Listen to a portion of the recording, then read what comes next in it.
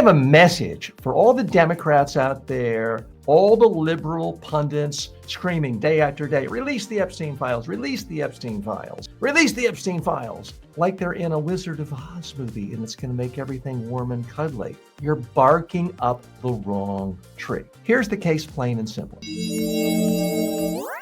Even if the Epstein files drop tomorrow, with undeniable evidence, they won't move Trump's base or the broader political balance in America. We're now in a loyalty-first, post-truth era where the instant response to any damaging material is fake, IR, AI, Photoshop, not real. Playbook is familiar. Deny, deflect, then what about? Find a single usable example on the left and flood the zone. Many supporters have been conditioned to see anyone outside their camp as existentially dangerous. In that apocalyptic frame, even horrific wrongdoing by our guy gets minimized as collateral to prevent imagined disaster. Let me be blunt here. Imagine if the Epstein files are released tomorrow, and it turns out there are thousands of pictures and videos of Epstein and Trump having sex with children. Now, not saying that's happened. I'm saying, what if that did happen? A lot of Democrats and liberals and people in the media say, see, I told you, that's it, case closed. The case is not closed. The first thing you would see right away is Trump would just deny it. Say, oh, it's fake news. Oh, that's AI footage. We all know you can make anyone look like anything. They would instantly create an AI video of Obama or Biden or Kamala Harris doing pedophilic things with Epstein, and it would muddy the waters. That would be the first response. It's simply fake. You would not change the minds of a single Trump supporter, I believe, if that damning of information came out and it had pictures and it had video. The next thing that would happen is Trump supporters would say, well, look how manly he was. And these girls should thank him. This was the best night that ever happened to him. They will try to spin this as a positive thing. Now, imagine the Epstein files are released and it turns out that 999 pictures and videos show Epstein and Trump with underage girls naked committing crimes. And there's one video of one person who's not a political player today. Let's say it's Woody Allen. He's not been implicated in this at all, but it's a 90-year-old Woody Allen who is a Democrat and a liberal. What's the only thing you would see on Fox News Channel, on Breitbart, on The War Room, on all the conservative podcasts? They would say, see, we told you there is a liberal elite running a pedophile ring, and here is the poster boy of pedophilia. It is Woody Allen. Again, I'm making this up hypothetical. It's Woody Allen. They would point to the one example that's provable and ignore the 999 or 999,000 cases of Trump, if that were the case. So I'm here to tell you, facts don't matter to people who already like Trump. If facts mattered, they wouldn't be supporting Trump. They're clearly not bothered by icky, creepy behavior. Let's not forget, Trump is the guy who told us way back in 2016, it's great owning the Miss Teen USA contest. I can walk back the dressing room while the girls are naked and getting dressed, and I get away with it. This is the guy who said it's great being a celebrity. You can walk up to women and grab their you-know-what. And his supporters said, fine, we love it. We love you. You're a real man. That's the other thing. Let's say, for example, that footage comes out, pictures come out, and it's Epstein, and Trump, and a dozen 16, 15-year-old girls. They're all naked. The footage shows illegal acts were committed. What's the spin going to be from the Sean Hannitys and the Breitbarts and the talk radio crowd? Now, the Larry Elders of the world, they're going to say, see, we told you Trump is strong and manly and virile. Look at him. He's with 12 young ladies. Doesn't that make him virile? It's not going to change their mind. I hate to tell you, so many Democrats and people I often admire and respect, liberal pundits, think if they just keep hitting this Epstein file thing, that one of two things will happen. One, it will bring up Trump's negatives. Well, he already has the highest negatives of anyone in the history of politics. Number two, they seem to be under the delusion that it's going to shake away some of the support of existing Republicans. Not going to happen. Trump's support a decade ago was around 40%, sometimes 42%. That's what it is today. Nothing is changing these minds of these people. And here's why. They have been brainwashed into this attitude of, okay, Trump might not be perfect, but any Democrat, even if they are to the right of center, even if they are a mealy-mouthed, finger in the wind, poll-taking, moderate, centrist Democrat, even those people are such radical, extremist, left-wing extremists. Their only goal is to destroy all of America, all of society, and impose pedophile rings everywhere. They've been brainwashed into believing that. And you and I could say, well, that's crazy. That's absurd. Why would they think that? They do. They just do. And it's time for you and me to accept the fact that that's what they believe. So when you do have that belief, all of a sudden things like the guy you like maybe 20 years ago, having had one situation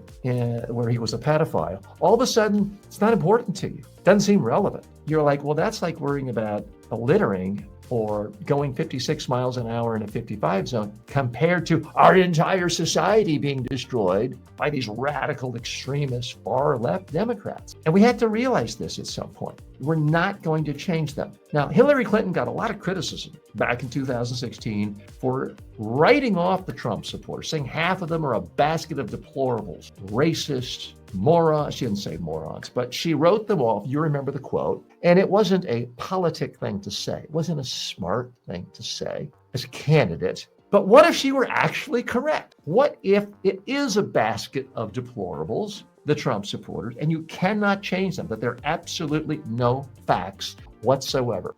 And I am of the firm belief you could have documentary evidence, video after video, showing Trump molesting, sexually assaulting 17-year-olds, 16-year-olds, 15-year-olds, and younger. Again, I'm not alleging any of this exists. What I'm alleging is that you could show his supporters this footage and certify that it has not been altered in any way, and you wouldn't gain a single vote for the other side. You just wouldn't. They'd be like, you know what? I don't see it. Doesn't mean anything compared to the fact that, Hillary is running a pedophile ring in a pizza shop in Washington, D.C., which many of them believe. They would say, well, it doesn't matter because it's a small crime compared to the Democrats stealing the election in 2020, which didn't happen, but they now believe. So what is the answer? I hate to tell you, the answer is a lot of Democrats have to get off their duffs. Now I sound like Ronald Reagan, who used that word. Get off their posteriors, trying to keep a family-friendly, business-friendly show here,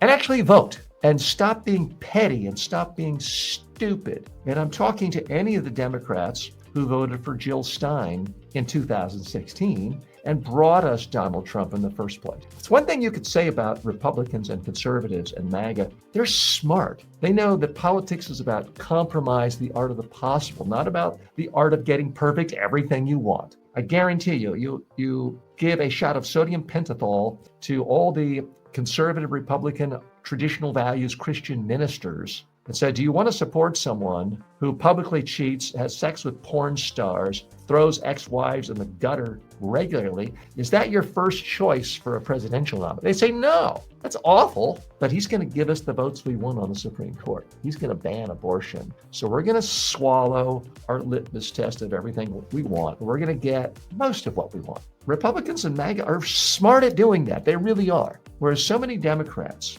so many liberals, progressives, Greens, whatever you want to call them, take this attitude of, well, the Democrat isn't perfect. Oh, they took money from a corporation. They're bad. The two parties are both the same, equally. I'm gonna be pure and stay at home and not vote. Or I'm gonna cast my vote for Jill Stein or Ralph Nader. That's why we're in this mess. That's why we're this close to completely ending this experiment in democracy, because of sanctimonious Democrats and liberals and progressives who think they just need to find someone perfect. Oh, if only Bernie Sanders were the nominee. That's why we have Trump. Let's look at some raw facts here. Yes, Trump did win not only the Electoral College in 2024, he won the popular vote by a couple million votes. But let's not forget, there are 81 million Americans who could have voted in 2024 and said, not important enough, not going to bother. Yeah, no, 81 million. The Democrats need to spend their time going after those people, not people who already know that Trump is corrupt, that he lies about everything, that he's brutal, that he's vicious. Those people know who Trump is. They voted for him. They're not going to change their mind. Stop going after them. Let's go after the 81 million people who didn't bother to vote. And I'm sorry to be racial here. Maybe this isn't politically correct, but I'm going to spit it out. There were 13 million black citizens who could have voted in 2024. No, couldn't be bothered. What is Trump's favorite activity these days? If it's not, bombing a Venezuelan and killing them illegally, it's firing black people, especially firing black women, harassing them. A black woman who does her job, like Letitia James or Lisa Cook, you're fired. Don't like you. You don't seem like you just don't look like a Trump supporter. Now, I'm not saying all black people or white people should vote alike, but I mean, how many times do you have to be single? How many times do you have to see people who look just like you and are fired, humiliated, or have the Department of Justice coming after them to imprison them before you say, maybe I don't want this guy to stay in power? And I'm not putting it all on black people, but black people alone could have changed the last election easily. 13 million didn't vote. Trump only won by 2 million. You could make the case that, Hispanics and Latinos, similar situation. It's hard to imagine any Hispanic or Latino person in America who doesn't have at least some family, cousin, second cousin, whose lives weren't destroyed by this administration, what ICE is doing. And yet, some sources say as many as a half of Hispanics voted for Trump. What are you thinking? So maybe what the Democrats should do is stop talking about Epstein, maybe spend more money in the Spanish media, Spanish social media, just putting a spotlight on Hispanic people whose lives have been ruined by this administration.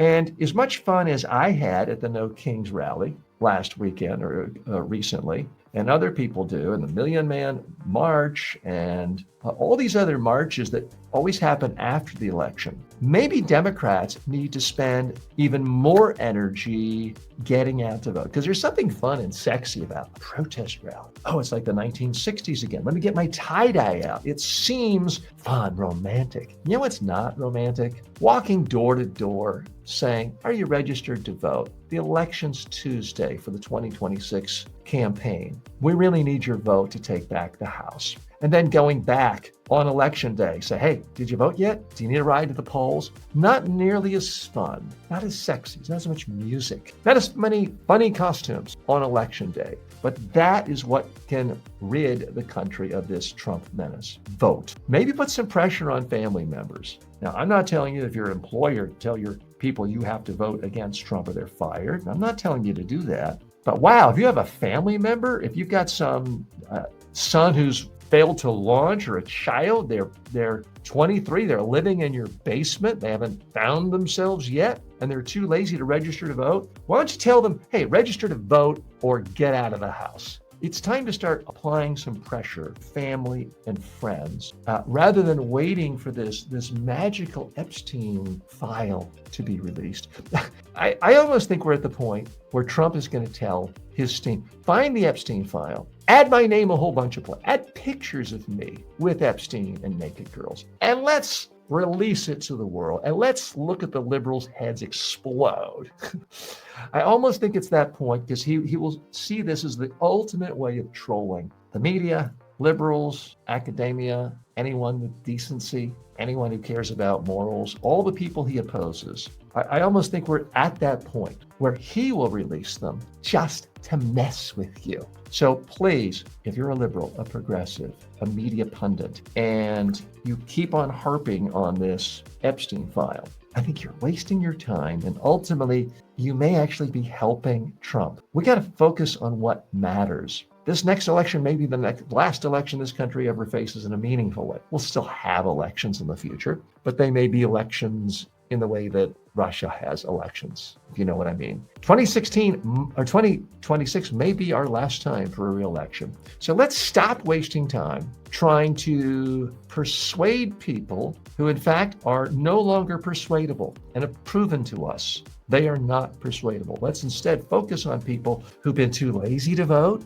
or somehow haven't been paying attention, or think that their vote doesn't matter. Let's focus on those people, and let's get turnouts as big as they are for protest day on election day.